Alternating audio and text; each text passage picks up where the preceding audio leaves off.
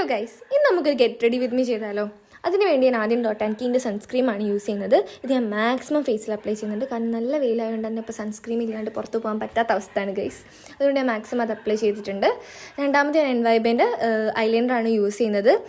ഇത് അത്യാവശ്യം വാട്ടർ പ്രൂഫും പിന്നെ നല്ല ലോങ് ലാസ്റ്റിംഗ് ആയതുകൊണ്ട് ഇപ്പോൾ അധികവും ഞാൻ യൂസ് ചെയ്യുന്ന ഒരു ഐലൈനറാണിത്. പിന്നെ മൂന്നാമത് ഞാൻ മാസിൻ്റെ ലിപ്സ്റ്റിക്കാണ് ഇട്ട് കൊടുക്കുന്നത്. കറൻ്റ്ലി ഞാൻ അധികം യൂസ് ചെയ്യുന്ന ലിപ്സ്റ്റിക്ക് ഇതാണ്. ഇത് കണ്ടാൽ തന്നെ നിങ്ങൾക്ക് മനസ്സിലാവും തീരാറായി. ഇനി ഞാൻ അടുത്തതായിട്ട് ഈ ഔട്ട്ഫിറ്റാണ് ഇടാൻ തീരുമാനിച്ചത്. അപ്പോൾ ഞാൻ ഈ ഔട്ട്ഫിറ്റ് ഇട്ട് വരാം.